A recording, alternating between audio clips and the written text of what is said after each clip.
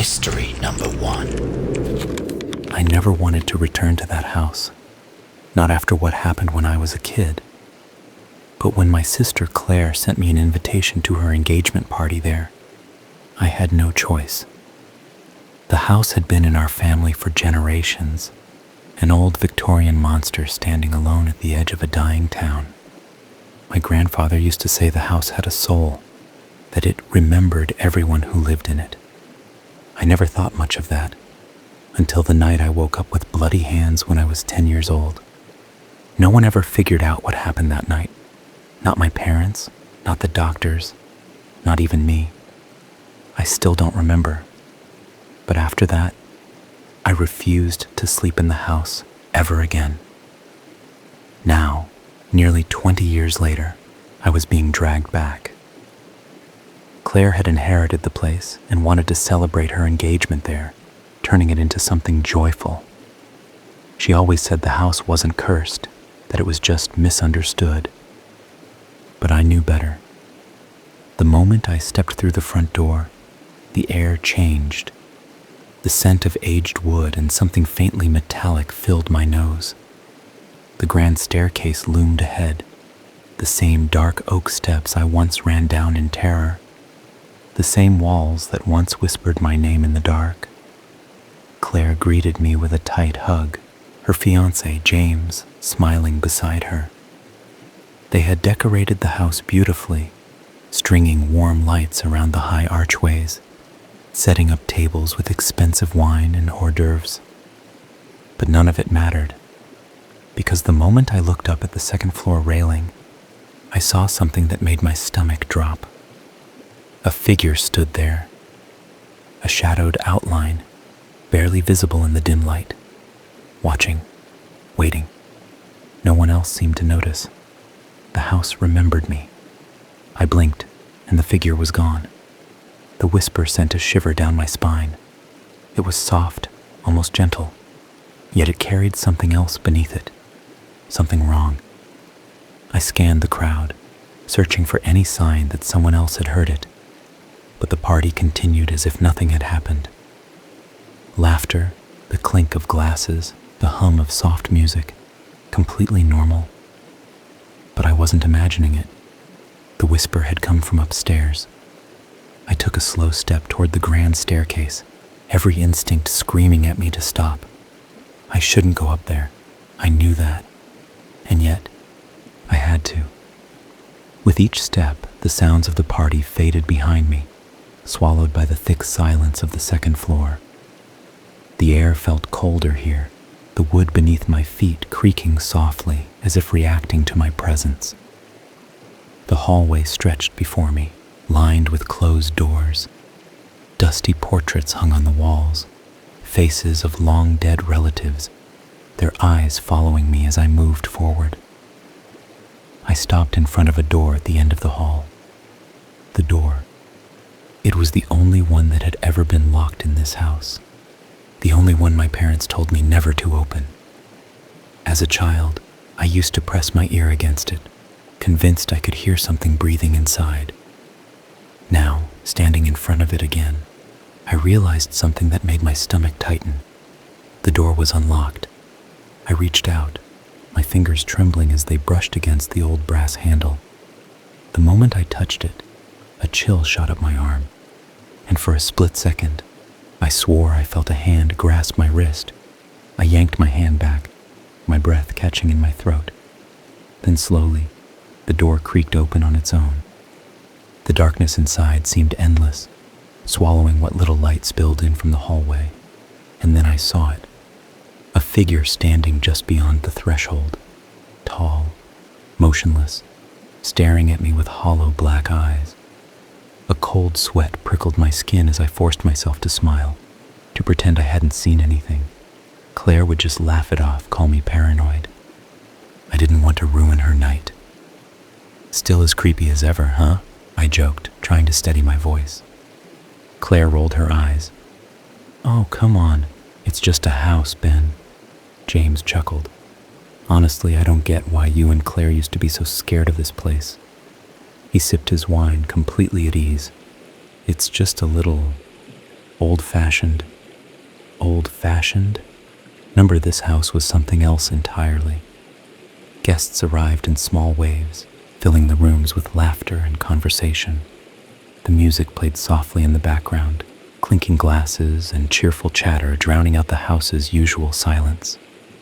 For a while, I let myself relax. Maybe I had imagined that figure. Maybe it was just a shadow, a trick of the dim lighting. But then, something happened that I couldn't ignore. I was standing near the grand staircase chatting with an old family friend when I felt it. A soft breath on the back of my neck. I turned sharply. No one was there. The air behind me was empty, but I knew what I felt. The warmth of breath, the presence of something unseen. I took a step back, my heart hammering against my ribs. Staircase ahead of me stretched into darkness, the upper floor untouched by the party's glow. The air felt heavier up there, like something was waiting for me to come closer. And then I heard it. A whisper. Faint, distant, yet unmistakable. My name. Ben. My breath hitched. The figure didn't move, didn't breathe. It just stood there, barely visible in the suffocating darkness of the room. I should have run. I should have slammed the door shut and forced myself to forget I ever saw it. But I didn't. Something about it held me there, an unnatural stillness that made my skin crawl. The air inside the room was ice cold, carrying a faint metallic scent, like rusted iron, like blood. Then the figure twitched. A small, unnatural jerk, like a puppet with its strings pulled too tight. Its head tilted, slow and deliberate, as if studying me. And then, in a voice that was almost but not quite mine, it whispered, "You came back." The words crawled under my skin, sinking into my bones. The voice was familiar but off, distorted, as if spoken through layers of static. I took a step back. The floor creaked beneath me. The figure lunged. I didn't see it move. I only felt the rush of air as it closed the distance instantly, its face inches from mine. Those hollow black eyes devoured the dim light, reflecting nothing back. A hand, ice cold and skeletal, clamped around my wrist. I gasped, yanking my arm back, but the grip was like iron. I could feel its fingers, too many fingers, wrapping around my skin, squeezing tighter, as if trying to pull me forward, to drag me inside. I opened my mouth to scream. A voice called from downstairs. "Ben, where are you?" The moment shattered. The grip vanished.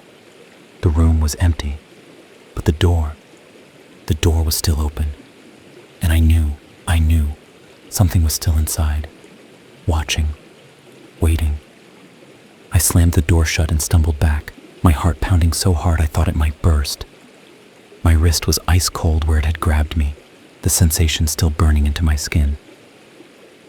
"Ben?" Claire's voice echoed from below. I forced myself to breathe, to shake off the terror sinking into my bones. I had to act normal. No one would believe me. Hell, I barely believed myself. With unsteady steps, I hurried back down the staircase, trying to bury what had just happened. But as soon as I reached the bottom, Claire's face twisted in confusion. "Are you okay? You look like you've seen a ghost." I forced a laugh, but it came out hollow. Just got lost in my thoughts. James clapped a hand on my back. "You always were the paranoid one." He chuckled, sipping his drink. "You should enjoy yourself. It's just an old house." I nodded, pretending to agree. But I could still feel it, that presence, lingering just out of sight. As the night stretched on, I did my best to ignore it. I stayed close to the guests, forcing myself into conversations, drowning in the warmth of the party. But the house wouldn't let me go. Every so often I caught glimpses of something just beyond my vision. A shadow in the corner of the room, a flicker of movement at the top of the stairs. The whispers were worse, soft where persistent, calling my name. I refused to look, I refused to acknowledge it. And then, as I was pouring myself another drink, I noticed something strange. The guests, they were moving in loops. I watched as a woman laughed at a joke, then turned away, only to repeat the exact same movement a minute later. The same laugh, the same tilt of her head. James clinked his glass with someone across the room, twice, in exactly the same way. It was subtle, barely noticeable, but once I saw it, I couldn't unsee it. The house wasn't just watching us, it was replaying us, like memories on a broken tape. And then I heard it again, that voice, my voice, from upstairs. Ben, come back. I froze. The voice, it wasn't just similar to mine. It was mine, perfectly identical, yet stretched, warped, like a recording played in reverse. I turned to Claire, expecting her to have heard it, but she was laughing at something James had said, completely unaware. No one else reacted, but I knew. I knew it was calling me. I gripped my glass tighter, my knuckles white. I wasn't going to go back up there. I wasn't. Then the lights flickered. For just a split second, everything around me glitched. The guests, the furniture, the walls themselves. Like a skipping frame in an old film. And in that brief, impossible moment, I saw something that nearly made me drop my drink. In the mirror above the fireplace, my reflection didn't move. Everyone else's reflections followed their movements perfectly, but mine stood still, motionless, staring straight at me. Then it smiled. Not a natural smile. Too wide, too sharp. And before I could react, it moved. Not to match me, on its own. It raised a hand, slow, deliberate, and placed a single finger against its lips. Shh. I stumbled back, crashing into the table behind me. Wine spilled, glass shattered. The guests turned to stare. Ben, what the hell? Claire rushed toward me, concern in her eyes. I looked back at the mirror. My reflection was normal, moving with me, perfectly in sync. But I knew what I had seen. Something in this house knew me. And worse, it wanted me to remember it. Then the lights flickered again, and from upstairs the voice called once more. Ben, don't fight it. The voice sent a pulse of ice through my veins. It wasn't just calling me. It was expecting me. Claire grabbed my arm. Ben, what's wrong? Her face was full of concern, but she didn't understand. She couldn't. James frowned. Maybe you should sit down. I couldn't sit down. I couldn't stay here. The house had been patient long enough. Something was waiting for me upstairs. And somehow, deep down, I knew. I had been here before. I took a step back, shaking my head. I need air. I turned before Claire could stop me, pushing past the guests, weaving through the distorted, looping conversations.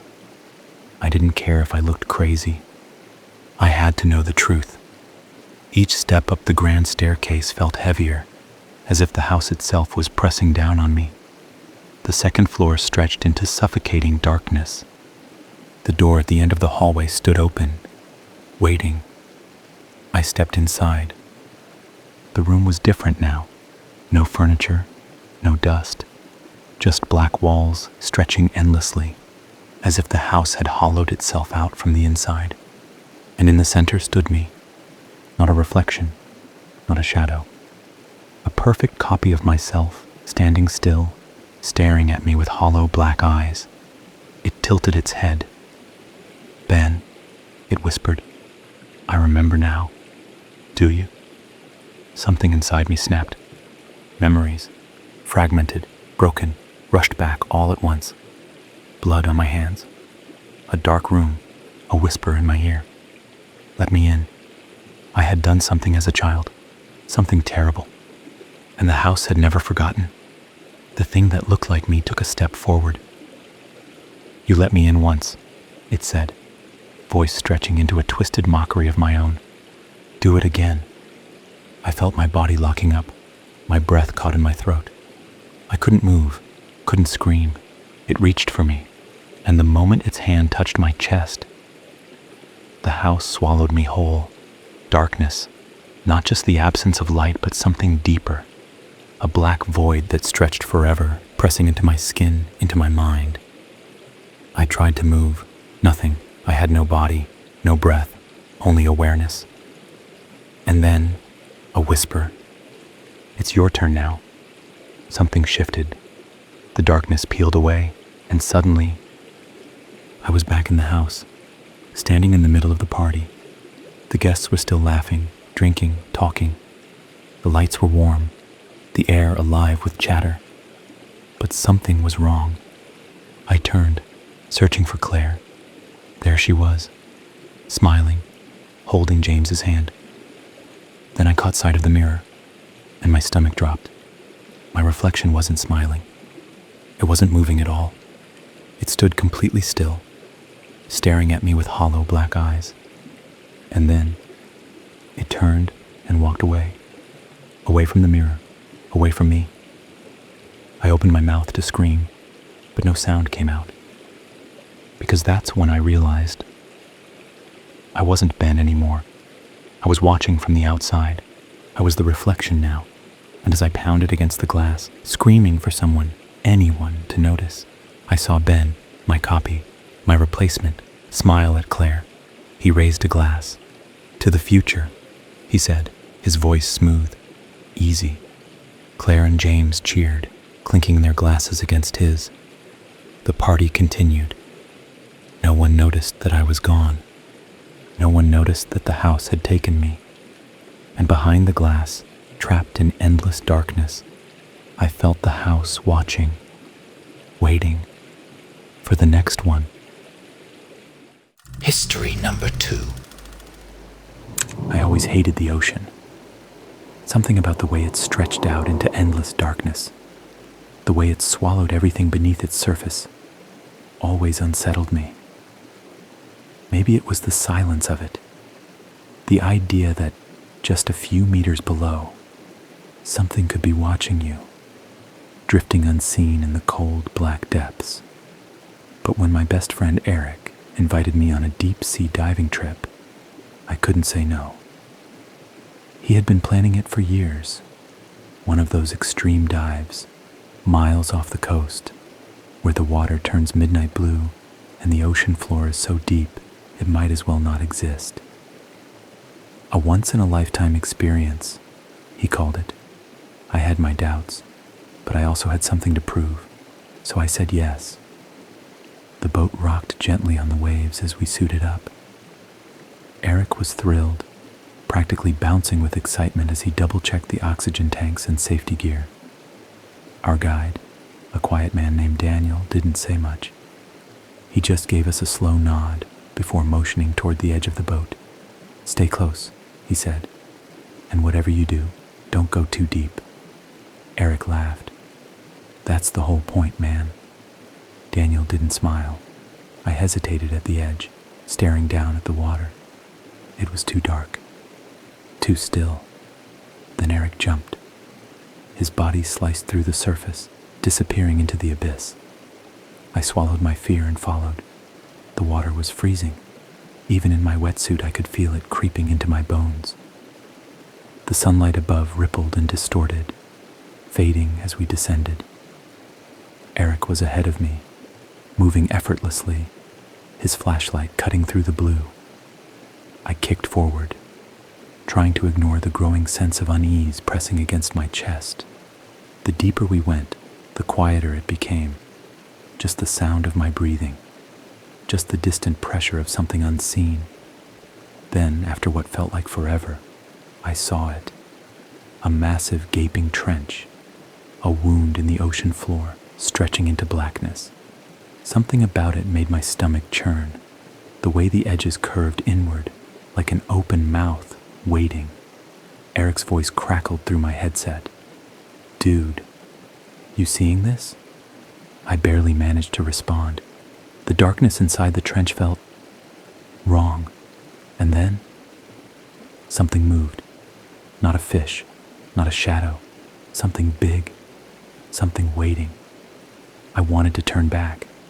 Every instinct in my body screamed at me to get away from that trench.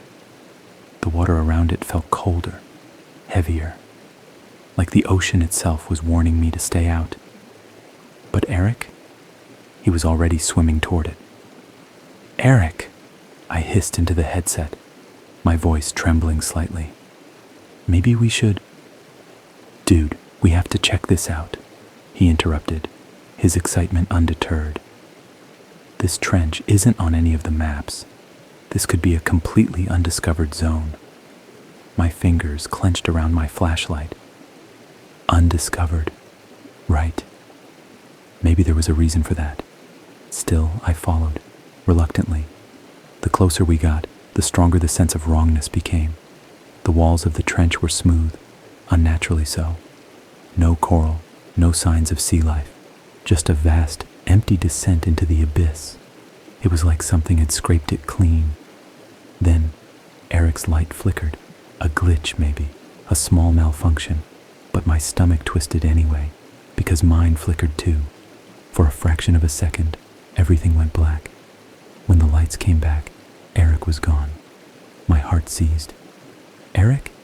I spun in the water, my pulse hammering against my ribs. No sign of him, just the trench, just the endless void below. Then my radio crackled. Static. Then his voice. But it was wrong, too slow, too distorted. "Come down here. You need to see this." The voice wasn't coming from above me. It wasn't even coming from my headset. It was coming from inside the trench, and something was staring up at me. I didn't see it clearly, just a shape shifting in the dark, a suggestion of movement, massive and impossibly deep. Then, a hand reached up from the abyss. Not Eric's hand, something else, long, pale, fingers too thin and too many, and it was reaching for me. I kicked back instinctively, my breath coming in sharp, panicked gasps through my regulator. My flashlight wavered in my grip, sending chaotic beams of light across the abyss. The hand, that thing, was still reaching, slow, purposeful, hungry. I felt the crushing weight of the ocean pressing against my body, squeezing the air from my lungs as if it wanted to pull me down. My chest heaved, my vision tunneling, but I forced myself to focus. Eric. I needed to find Eric. My fingers fumbled for the radio switch, my voice trembling as I tried again. "Eric, where are you?" Silence, then static, and finally, his voice. But it wasn't right. It came in bursts, like a signal being dragged through molasses, warped and uneven. "I see it. Don't look." Then silence. I twisted in the water, my pulse hammering. My flashlight flickered again, and for a brief, awful moment, I saw something move deep inside the trench. Something huge. I couldn't make out its full form, but I saw a shape, a massive, twisting mass, coiling like a living current. Limbs, no, tendrils, slithered across the walls of the trench, barely visible in the murky blackness. And in the center of it, I saw them. Eyes, not two, not even a dozen, hundreds, maybe thousands, blinking, watching, staring right at me. A deep vibration rolled through the water, a sound so low it resonated in my bones. My vision blurred, my ears ached, and my body felt like it was being dragged downward.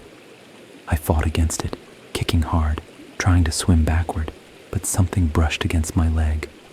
Not water, something solid. I screamed, bubbles exploding from my regulator, as a cold grip closed around my ankle. It had me. I thrashed wildly, my muscles burning, but the grip tightened, pulling me down. The trench loomed below, a hungry void opening its jaws to swallow me whole. I clawed for my knife, hands slick with sweat inside my gloves, and slashed downward. The blade connected. For the first time, I felt it. Not water, not flesh, something in between, something that shifted under the blade, like cutting through thick, writhing gelatin.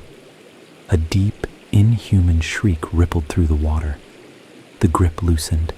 I didn't hesitate. I kicked free and shot toward the surface, my heart hammering so hard I thought my ribs might crack. But as I ascended, I realized something horrible. The surface was too far away. I had only been 100 feet down. I should have been close to the top. But now, the ocean stretched endlessly above me. No sunlight, no surface, just black water. And beneath me, the trench was still open. And something was coming. I was lost. No surface, no horizon, just black water pressing in from all sides. Panic hit me like a tidal wave. I spun in the water, my flashlight beam cutting through the abyss, searching, desperate. My oxygen gauge was ticking down, my breaths coming in sharp, uneven gulps.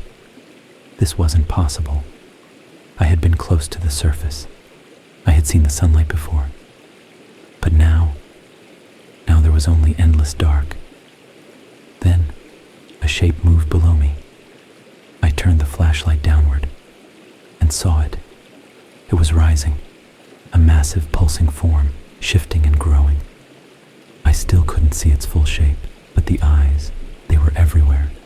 Each one locked onto me, blinking in eerie unison, glowing faintly like deep-sea lanterns. Then, from its shifting mass, something peeled away.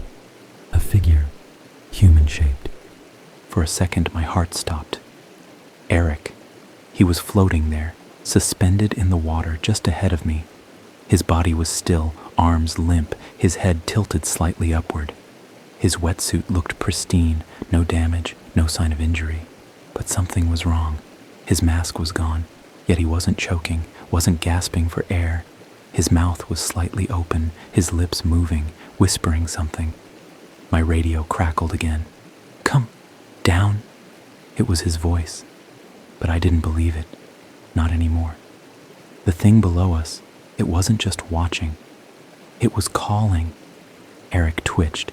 His head jerked toward me in a way that was too sharp, too sudden. Then slowly, he began to move. Not swimming, not kicking, drifting toward me. His eyes were open now, wide, too wide, and they weren't his. They were just like the ones below, deep, endless, watching. I tried to back away, but the water around me felt thick, like I was sinking without moving. Eric's lips parted, and something spoke through him. Not his voice, not human. "You were never meant to leave." I turned and bolted. I kicked hard, my muscles screaming as I fought against the impossible weight of the water. I didn't know where I was going.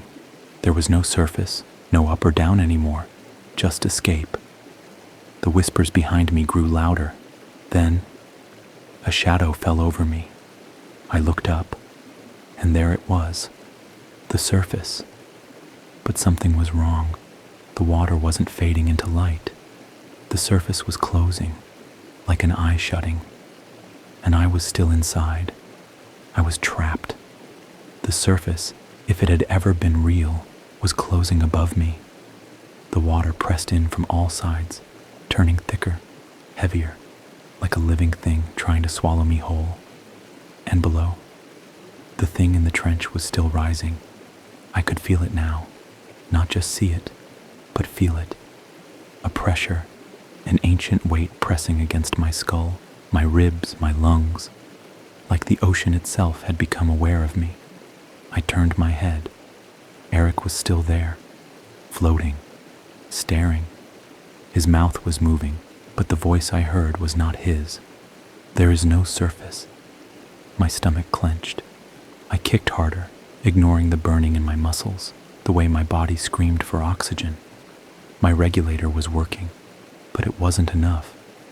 The air felt thin, as if it was leaking into the void around me. I looked at my gauge. 30% oxygen left.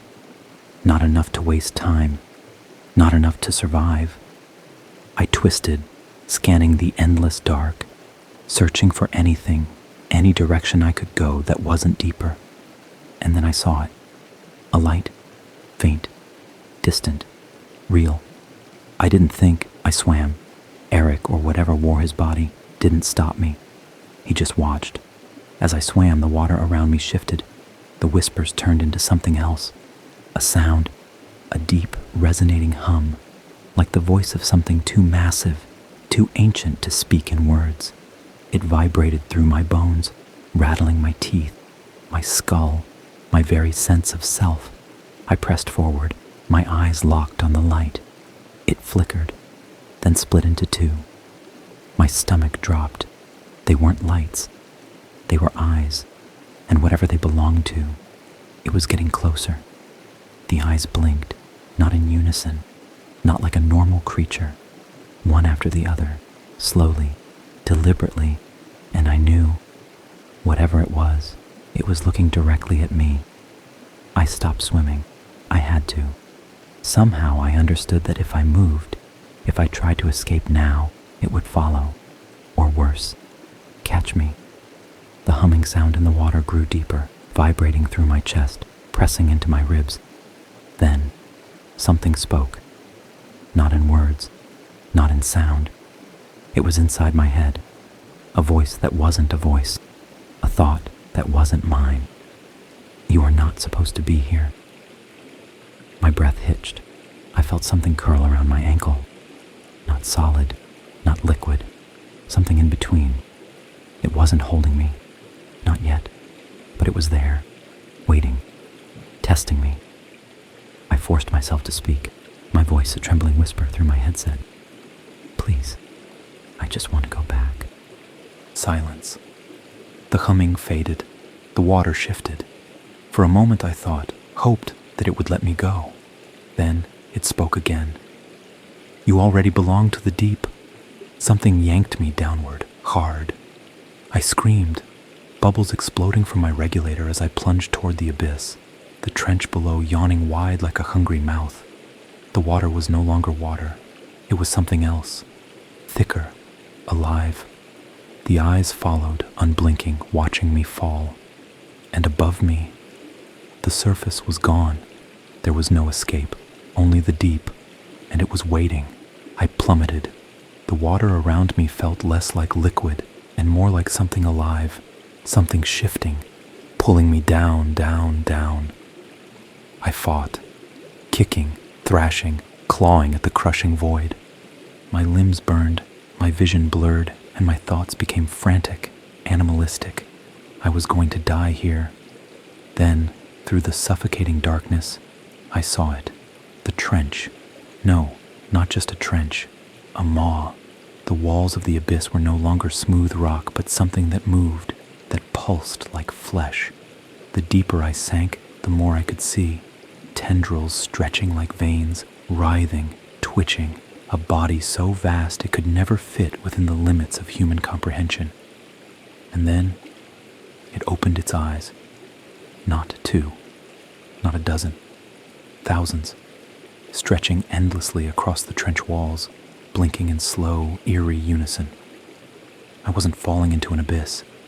I was falling into something's mouth, and it was awake. A deep, resonating sound rumbled through the ocean, not a roar, not a growl, something older, something incomprehensible. The sheer force of it rattled through my bones, shaking my very existence. I had to move. I reached for my emergency oxygen release, my hands trembling as I pulled the lever. A violent burst of air shot from my tank, pushing me upward. For the first time, I stopped falling. I clawed at the water, desperate, my body screaming from exhaustion, my head pounding as the crushing pressure fought to drag me back down. Then, I saw him, Eric, or what was left of him. He floated just ahead of me, his body limp, his head tilted too far back. His arms were too long now, his fingers webbed, stretched, and his eyes. They were gone, replaced with two deep black voids, swirling with something that moved inside. His mouth opened, and he spoke, but not in words, in my head. Why fight it? His arms stretched toward me.